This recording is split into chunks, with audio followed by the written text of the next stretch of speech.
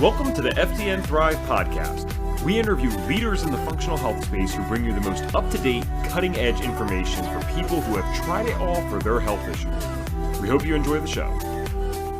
Yeah, I mean, that's a really great question. For me, it was a combination of things. So I was always somewhat of an anxious child, but like I mentioned, when the mold exposure happened, it came in various different forms for me. So one of the forms was panic attacks. And I actually would have panic attacks in random situations. And my favorite story that I tell people is I used to get panic attacks watching MasterChef, which was kind of humorous because I didn't really expect Gordon Ramsay to make me cook. And yet my body was acting like that's exactly what was going to happen. Hey there, folks, and welcome back to another episode of the FDN Thrive podcast. My name is advernturous, aka Health Coach Ev, and I will be your host for today's show. Now, these are always especially interesting to me. We're talking about mental health amongst many other topics today, but mental health is definitely something that is near and dear to my heart. So to hear about people that have addressed this holistically is very powerful. I think these messages need to be out there to as many individuals as possible. And it's just really cool to get a chance to do that today. Now, we're going to be talking to Jodie Ellenor, and she has a love of learning and discovery. In fact, this is so true that she spent her 20s traveling in over 30 countries and has lived in the UK, South Korea, and Tanzania. Jodie's healing journey began over 10 years ago in Tanzania, where she picked up a gut bug, or 2 or 3, and couldn't seem to heal. Jodie sought support from 2 different family doctors, 2 dermatologists, a tropical disease specialist, a GI specialist, and 5 different naturopaths. Despite about 15 stool tests through the medical system, nothing showed up. The GI specialist ran his collection of tests, a colonoscopy, an endoscopy, and an MRI. I've definitely had both the colonoscopy and endoscopy. I can tell you those are not fun. And he could not find anything, so his best recommendation was that she take Imodium for as long as needed. The tropical disease specialist couldn't diagnose anything either and told her nothing was wrong except post-infectious IBS and recommended that she take Metamucil every day for the rest of her life. And the naturopaths recommended special diets, the Candida diet and the FODMAPs diet, thinking these would cure her ills. Certainly none of these things are bad on their own, but when they're used inappropriately, literally everything just listed is not so great, right? Well, she made quite a transformation from going through all that because she is now an anxiety expert on a mission to help women heal anxiety holistically so they can spend more time enjoying life and less time fearing it. She's a yoga teacher, licensed clinical social worker, and functional diagnostic nutrition practitioner. How the heck did she go from getting crazy gut bugs out in Tanzania to being able to do this? Well, you'll just have to listen to the episode to find out. So without further ado, here's the interview. All right. Hey, Jodie, how are you today? Thanks for being here with us. I'm good, Evan. How are you? I'm doing really well, loving doing these FDN Thrive podcast interviews, and super excited to talk to you today because I know one of the things we're really going to be getting into is anxiety, and something with my story, like a huge part of my story at least, is the mental health side of things and how natural healing greatly impacted that. It wasn't everything, but it greatly affected in a positive way my mental health. So I'm sure we'll get into that soon, but I want to start off the same way we have started off all these interviews, and that's by learning a little bit about you and your health story. So I am curious, when did health issues start for Jodie? Was it like as a kid, a teenager, adult? Tell us a little bit about that. I feel like I could spend probably the whole hour answering that question. It's a pretty long story, but essentially I had some gut issues throughout high school and in early childhood. But the tipping point for me was when I lived in Africa for about a year and a half, and that was over 13 years ago. And I picked up some sort of parasite there. And when I came back to Canada, I wasn't able to resolve it. So I stayed with these gut issues for years and years and years and years. And that is where things really started to turn for me. Now, what happened was I, buried my head in the sand for a while. And then, like most people, when close family members of mine got sick, I was like, it's time to get myself in gear. And then I started to actively search for solutions. And the challenge is that I really couldn't find a practitioner to help me find solutions. So I was kind of that anomaly that nobody knew what to do with. And so At one point in my journey, I actually moved into a moldy apartment without realizing it was moldy. And that's actually when my anxiety tipped out of control. So for me, I thought, this is just my gut health getting worse. I'm not absorbing things properly. And I kind of chalked my anxiety up to being sick for that long. So it took a really long time for me to figure out exactly what was going on underneath my anxiety and find the right people to guide me to heal it. Sure. So let's be clear for the audience, because I know, unfortunately, all too well, as someone who's dealt with anxiety, that word can mean a lot of different things to people. I mean, sometimes that's in the form of panic attacks. Sometimes that means OCD. Other times it's generalized anxiety. So, to the degree that you're comfortable, like, what were the symptoms of anxiety for you? Like, what did that look like? Yeah, I mean, that's a really great question. For me, it was a combination of things. So I was always somewhat of an anxious child, but like I mentioned, when the mold exposure happened, it came in various different forms for me. So one of the forms was panic attacks. And I actually would have panic attacks in random situations. And my favorite story that I tell people is I used to get panic attacks watching MasterChef, which was kind of humorous because I Hmm. didn't really expect Gordon Ramsay to make me cook. And yet my body was acting like that's exactly what was going to happen. Jeez. So so there was definitely this panic that would show up randomly. It made it really difficult for me to work because, little stresses would send my body into a full-blown heart palpitations.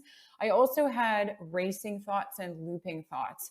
So, I couldn't get ideas out of my head. And I'll give the example of I was writing a blog post and I couldn't sleep that night because I needed to write the blog post. And the best part is there was no deadline and I hadn't yet launched my business. And so I knew on this logical way that it wasn't necessarily a rational worry, and yet my brain wouldn't stop looping. So there was a lot of obsessive thinking, racing thoughts. And then it actually turned for me also into social anxiety because it just took so much energy for me to get out and socialize with different people at that point and to try and make conversation when I was exhausted and didn't feel well, that I started to avoid social situations, which was not at all like me because I was very much a social butterfly before all this happened.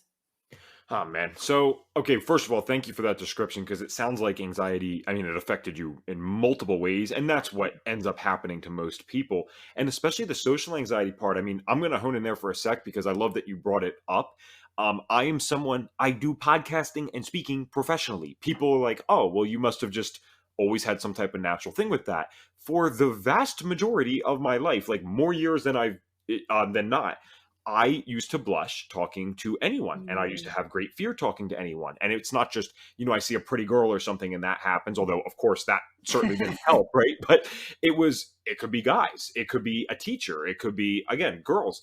And I just felt super socially anxious around anyone. And I think it's really hard for people to connect that, yes, our physical health could actually impact our mental health in such a way that we could literally even have something like social anxiety. So that is not a fun thing to be dealing with whatsoever. I definitely empathize with those who have been through that. That's for Yeah, sure. it definitely wasn't. And I think my story is a little bit different than yours because I had done public speaking and I was very good at getting up. I mean, I was nervous, but it wasn't to the point where I thought I was going to crap my pants. Hmm. And then this switch happened and I was like, whoa, this is not me. And so I intuitively knew there was something else going on than just my mindset, because if my mindset had been a problem, it likely would have been a problem most of my life. That absolutely, that's a really good point, and you are certainly correct that you are different than me because there was no point in my life where I was confident with public speaking beforehand. It was certainly always something scary. So, all right, well, I'm always curious when we're talking to practitioners or really anyone in this space. It's pretty rare that we are just lucky enough to be exposed to natural health just from the get-go, although some people are. So I'm curious, I mean, when you're going through this stuff, are you taking more of a traditional route to treat it originally? Because clearly, coming back from Africa, you probably knew pretty obviously that something was wrong. Or have you always had like a more natural minded type of philosophy in your life from maybe like a parent or something? Like, what were you into to treat these things originally? Yeah, I mean, that's a really great question. I used to, and we laugh about this now, but as a kid, we used to make fun of the local health food store. We're like, oh, that's the health food people. And so I really didn't come The from, tables have turned. right. And I used to eat whatever I wanted, and I would never necessarily put on the weight. And so I had this false illusion that I was healthy because of that. And so initially, I sought out conventional medicine for the approach, and I was under this, perspective that if I go to my doctor, we'll run a test, we'll figure out what it is, and we'll heal it, or we'll figure out a way to get it to work. And when I hit walls there, I started seeing all these different professionals, and it kind of became like a second career for me. So, I mean, I saw GI specialists, I saw skin specialists, I saw infectious disease specialists, I saw other therapists to help me work through it. And then I also saw 5 naturopaths.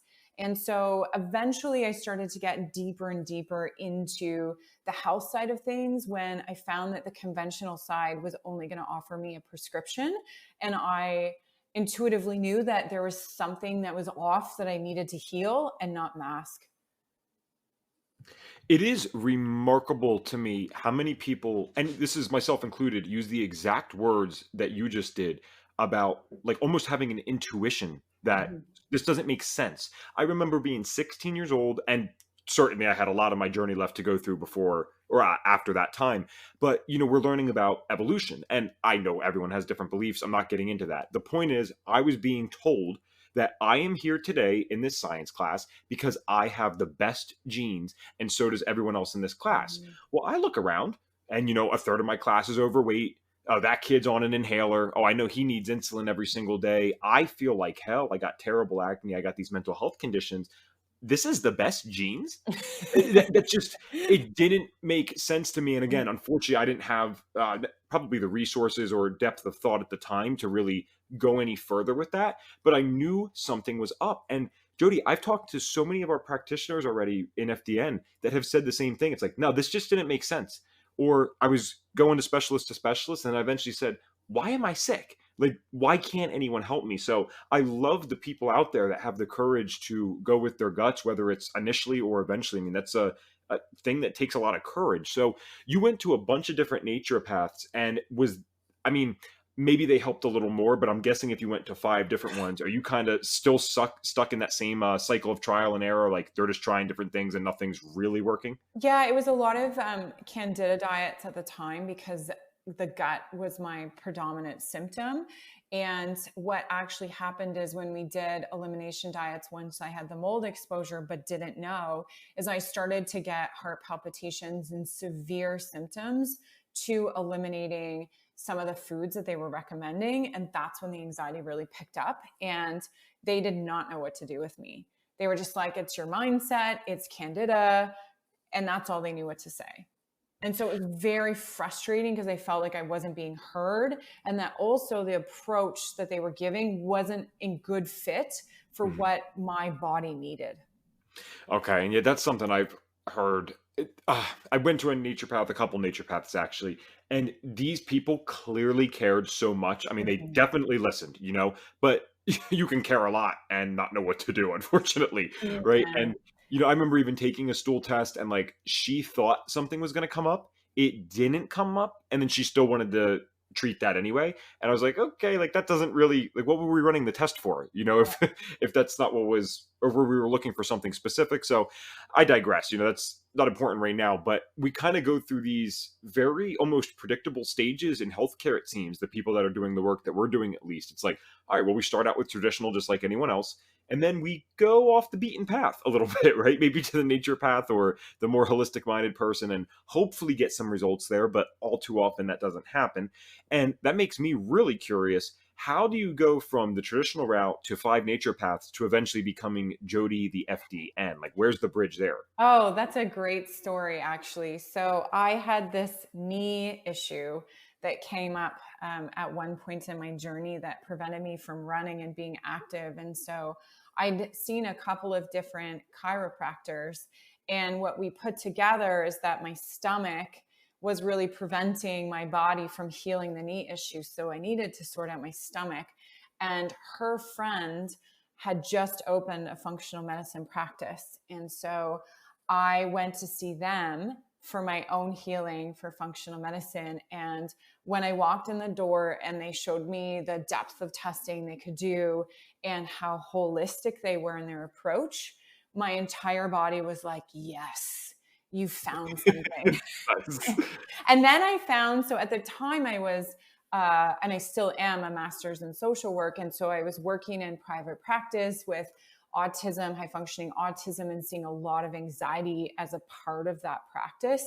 And I found myself obsessing about people's diets and their lifestyle and their sleep. And I wanted to talk the whole session about what they were eating instead of what was going on in their lives emotionally.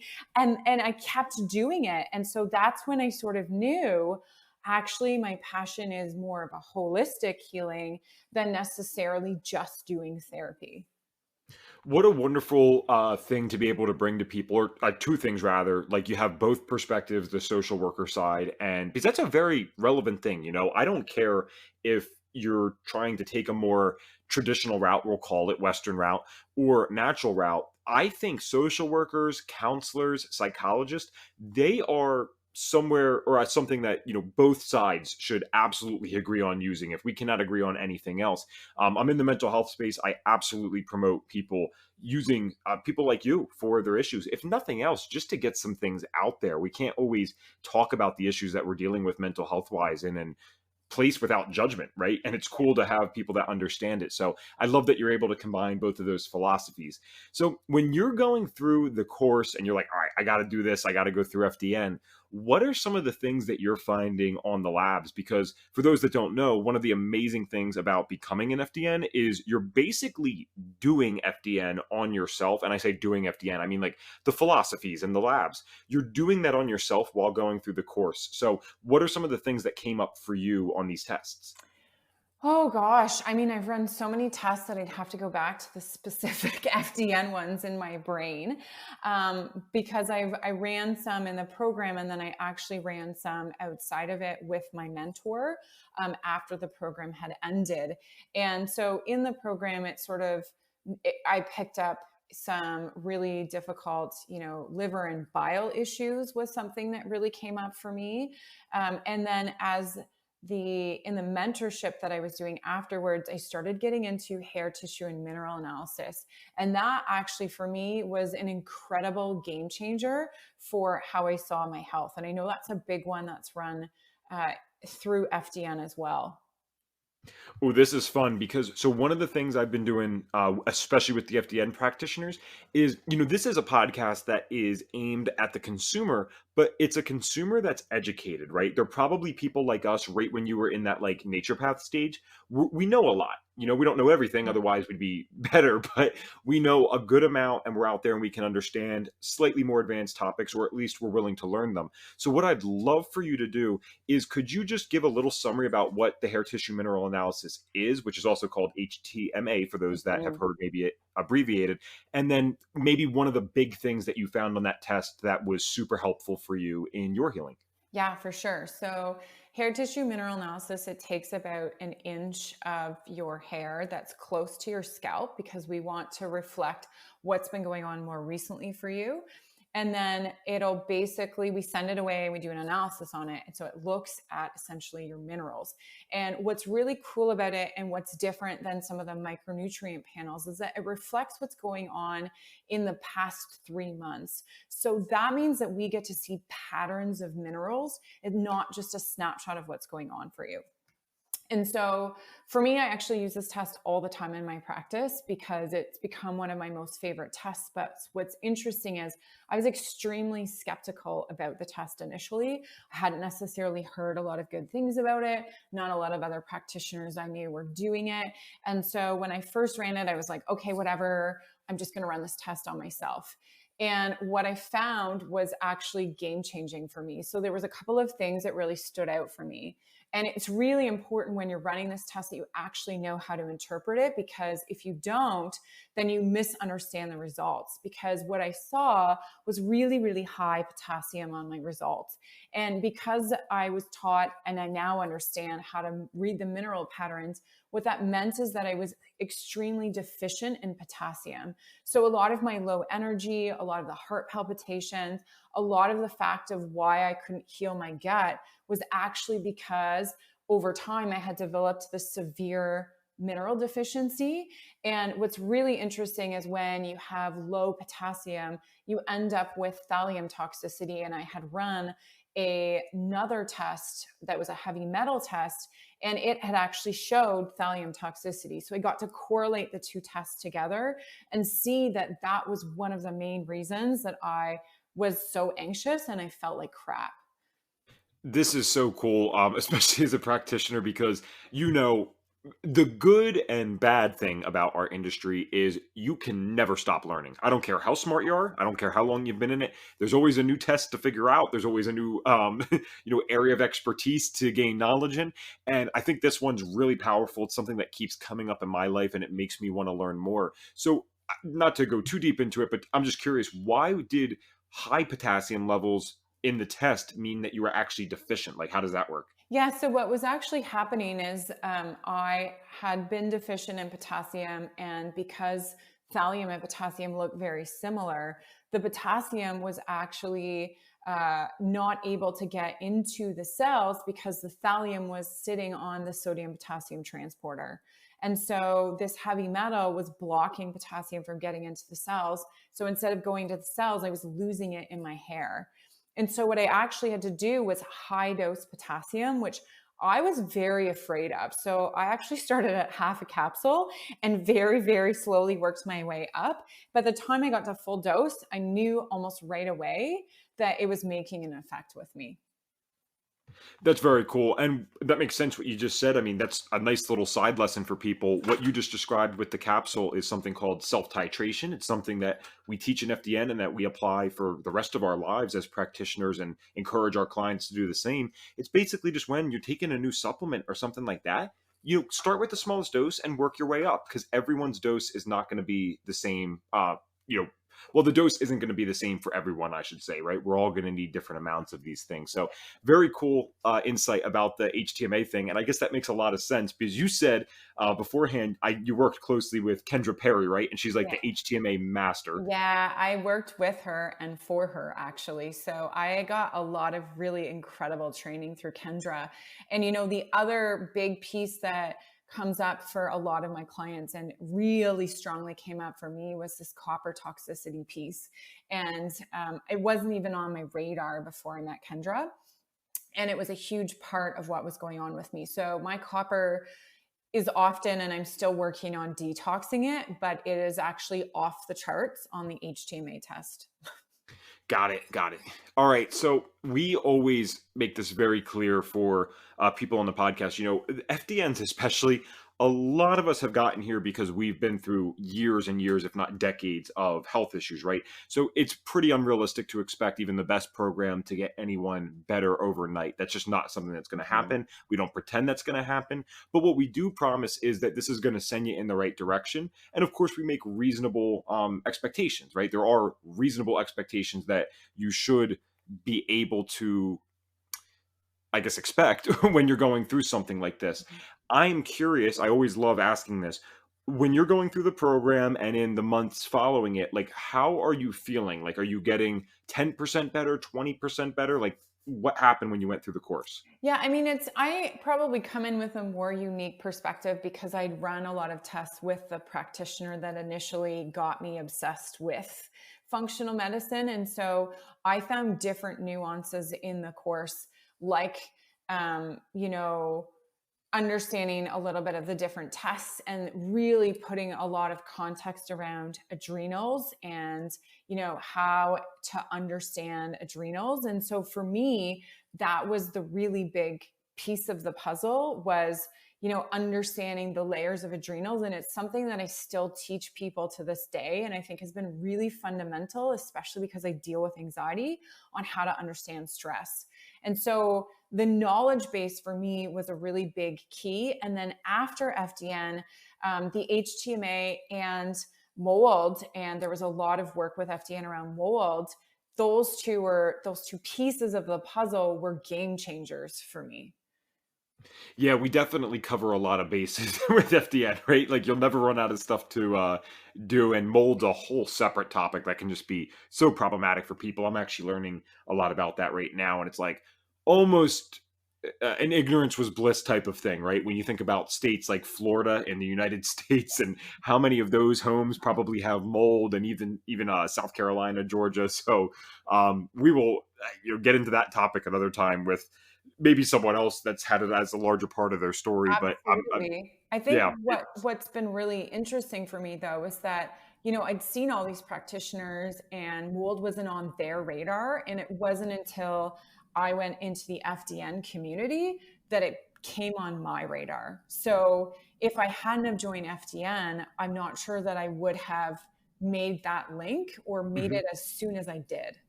that's awesome. We have people from all over the world. I mean, and so many different backgrounds. You got personal trainers, PhDs, naturopaths, doctors, MDs by doctors is what I mean, like chiropractors. So everyone kind of brings in their other knowledge bases into this course. And I think that's what's so much fun about afterwards, right? You can never stop learning. Now, as you've been working with people, your own clients, this is always one of my favorite parts of the interview. How has the stuff that you've learned through FDN and even other things in the natural health space been useful for your clients? Like, I like to maybe ask about one or two clients that are really stand out, like turnaround stories. They came in not really knowing what to do. They applied some things and from kind of the philosophy of our world in the natural space, and it totally changed their life. Do you have stories like that? I do actually. So I just launched a program called the Holistic Anxiety Fix, where I address the mind and the body perspective of anxiety. And so what's been really cool is that, I get to change up what it means to be a social worker and a healer in the anxiety sphere, because I'm bringing in hair testing and I'm bringing in more of the dress. So like looking at the diet and the lifestyle components into mental health. And so I've spoken to hundreds of women, and for the majority of them, they think of anxiety just around, I need to go see a therapist. I need to do yoga. I need to meditate. I've done all of that. I can't heal. I must be broken. And there's not really a big understanding that, mental health is also what you eat, your gut health, what your food intolerances are. If you go to bed early at night, can you sleep? And then minerals is the other big piece for me. And so I get to do this comprehensive program that sadly, I don't find a lot of other mental health practitioners are able to do or even think of doing. So in terms of success stories, I mean, women that I've automated this 12-week program, and then I provide coaching as they go along individually. And so women come into my program and we look at where they are in terms of a standardized measure called the MAQ. And most of the women coming in are severe. And a lot of them have tried to heal their anxiety for, weeks, months, or decades. And coming out of the program 12 weeks later, they are coming out with mild to no clinical anxiety. So it's a pretty phenomenal success for me and for them to see, such a massive shift in something that's been so difficult for them to shift in such a short amount of time. It's as someone who went through a battle with anxiety from literally 5 years old up until about 19, 20 years old, it is amazing to hear these things because we did try certain things, right? And it just didn't work. Yeah. I mean, at the best, I was prescribed an anti-anxiety medication like a benzodiazepine, which for those out there listening would be like the Xanaxes, the Klonopins, the Ativans. And I mean, those certainly took away my anxiety, but they caused a lot of other problems. And I always want to, I'm going to sound like a broken record to the people that listen to these podcasts, like not just for Jodie, but it's the people listening just every time in general. But I think these are really important points to get across. Guys, the reason that nutrition and lifestyle factors, even a social worker is applying those things in her practice, is because mental health issues are getting worse. And I don't know about you, Jody, but I don't believe that this is just due to an increase in diagnosis. Now, Mhm. certainly we've gotten better at diagnosing anxiety. Certainly we've gotten better at diagnosing depression. But the stat I always reference is right on the CDC's website. 1999 to 2016, the rates of suicide went up in every single state in America except one, which was Nevada, where it went down by a whopping 1%. Most states went up 15 to 20%, and the highest Wow. was North Dakota at 57%. So Oh, my question is there, you're a social worker, how do you misdiagnose suicide? Right? Like these numbers are going up. yeah. They're going up for so many different reasons. And I mean, I think we're becoming a more and more unhealthy society. And each generation is becoming more and more toxic, right? And what I think is sad is that we've normalized these really unhealthy behaviors. And we've also separated mental health and health. And so people, they think, okay, I have an anxiety disorder over here, and then I have gut issues, way over here, and there's no real understanding in the broader community of the connection between them. And so, to just focus on one area of that is really doing someone disservice.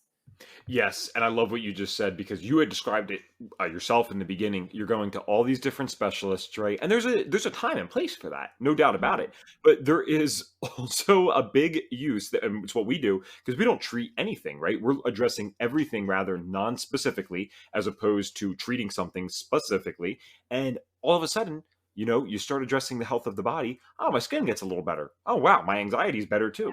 Oh, that pain I used to have all the time, that seems to be getting some improvement. So it's really cool how it all connects. And are you a believer that, I know this is something we hear a lot in the natural health space, but I've heard it challenged more and more. So I'm curious what your belief is. Like, do you think a lot of this stuff that's going on mental health wise is coming from kind of gut dysfunction? Oh, absolutely. It's a massive part of my program, because there's a huge connection between the gut and the brain, and then vice versa between the brain and the gut.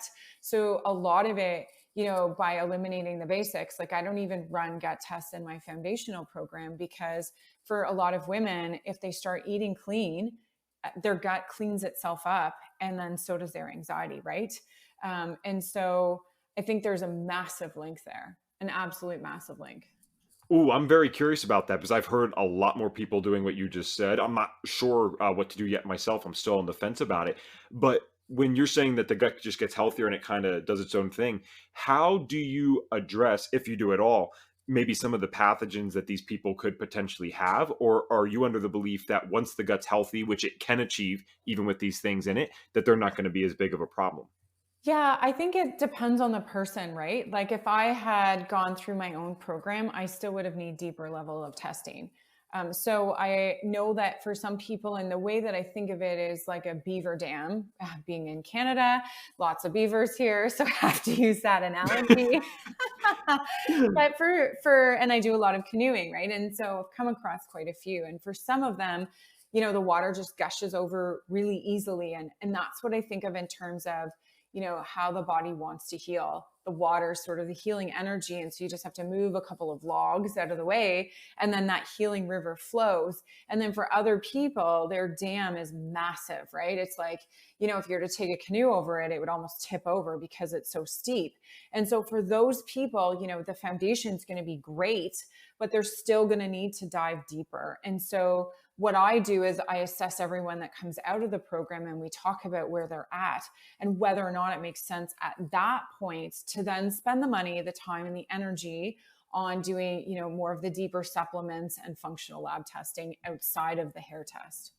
I really expect that objectivity. You literally just said, if you went through your own course, you might still have needed deeper testing. So I can't argue that. That's pretty damn fair. I think that's really cool. And I think that's a nice level separation because I agree with that in a way. Again, I still like to utilize a lot of the testing in my practice. It's certainly something we do at FDN Thrive, but I've seen more and more people get away with it. So who knows what kind of the future will hold.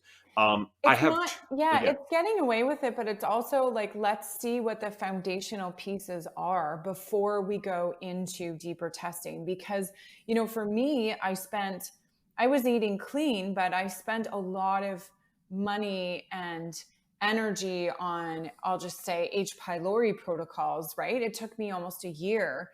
And the issue was minerals, and it was my limbic system. And if I had have addressed those first, then I would have been much more successful going into, a gut protocol that was really intensive. Very cool. Very cool. So, I have two more questions for you. And one, most importantly, if people are loving this, they're like, all right, well, I like Jodie's philosophy. I'm liking what she's saying. Where exactly can people find you? Yeah, my website's a little bit out of date. It's healingjourneyservices.com.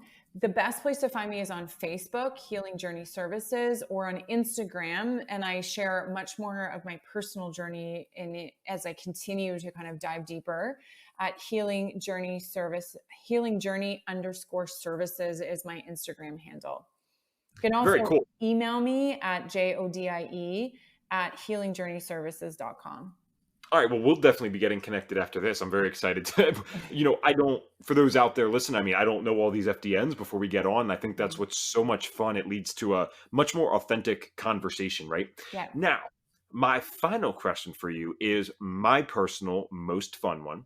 And this is really tough because functional minded people, it's easy. Don't worry. Functional minded people, though, always think of like all the little oh buts or what ifs. So just humor me with this. I am wondering if Jodie had a magic wand and you could change one health habit in this world, whether it was making everyone do one thing or getting everyone to stop doing one thing, what is that one health habit and what would you do? I feel like I'm on Miss America or something. It's like the judged question, right? How well do you answer this? I would say actually clean eating. I think for most people, that's the big piece of the puzzle that's missing. When we say clean eating, how would you define that? Is that organic? Is that whole foods? Like what? Because obviously that can mean a lot of different things. Anti-inflammatory. So cutting out gluten, cutting out dairy, healthier sources of sugars, and not in extreme amounts. Like even those three things would be, I think everyone would see an incredible change. Well, sometimes we get into some pretty complex stuff at FDN, and there's a time and place for that, right? We are dealing with a time in history where people have very complicated health issues, but we never want to underestimate the basics, and that's kind of our flagship DRESS program. It's called DRESS. With FDN, we cannot ignore the basics, like eating well, like using basic supplementation, like using stress reduction techniques, right? Exercise, rest, that's what DRESS is, just kind of not in that order. But we got to make sure we're focusing on that stuff. It is fantastic to utilize the lab testing that we do. It's fantastic to utilize even more lab testing if need be, but let's make sure we're starting with the fundamentals first, because that is always going to take the person to a greater level of health and actually make a lot of the processes for getting better through lab protocols much easier on the body when we have those foundational things done. So I think that's a fantastic answer. And I just want to thank you so much for listening to another episode of the FDN Thrive podcast. As always, I'm your host, Evan Transu, aka Health Coach Ev. And we've been talking to Jodie Ellenor. She's a licensed clinical social worker, FDN practitioner, and yoga teacher. I'm looking forward to talking to you guys again, and we will see you next episode. Have a great day. Thanks for tuning in to the FDN Thrive podcast. If you feel like you've been stuck in the cycle of trial and error when it comes to your health issues, our team can help. Whether you've tried every different diet out there without lasting success, spent way too much money on supplements at your local health food store, or been told that your lab tests are normal despite feeling anything but normal, we have your back. Go to FDNthrive.com and click the Get Started Here button if you're ready to stop playing guessing games with your health. That's FDNthrive.com.